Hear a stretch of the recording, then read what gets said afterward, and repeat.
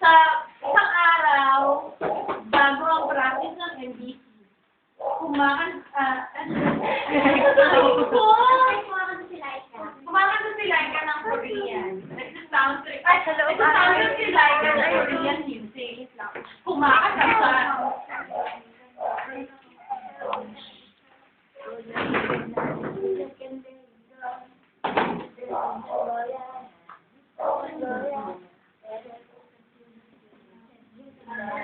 Papasok si Emma.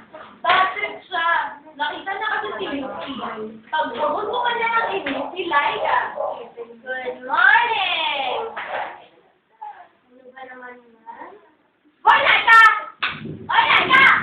Ingay-ingay mo, aga-aga! Kanta ng kanta, Korean! Hindi ko maintindihan. Hindi ko maintindihan, tumigil ka, girl! Mapapatingin si Laika. Ha? Biglang dahil doon, lalo mapapagress si Emma. Mag-aaway sila.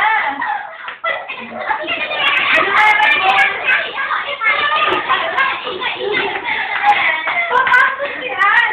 Aawan siya ng dalawa. Descanso, no? Teka lang. Aga-aga, ingay-ingay. Tingnan niyo, makaasa yung boses ko. Ano ba yan? Ang ingay-ingay. Bawal sa family namin. Ay, tumigil na! Pinilit-pigilan ni Ana dalawa. Ngunit patuloy pa rin si Laika sa pagganda.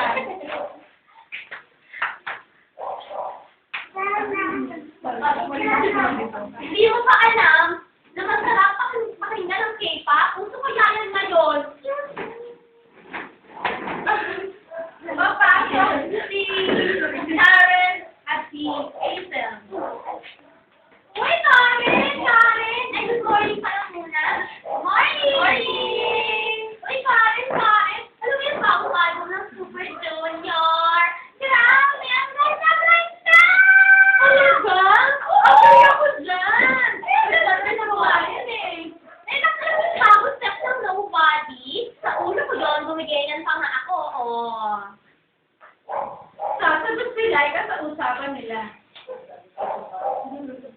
Sabi ko sa'yo eh, Imyan eh. Sabi ko sa'yo, Imyan eh. Ema naman eh. Sasagot si Hazel at si Karen.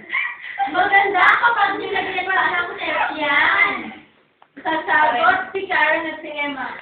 Kami magaling dyan. Basta sayawan, kami ang bila dyan.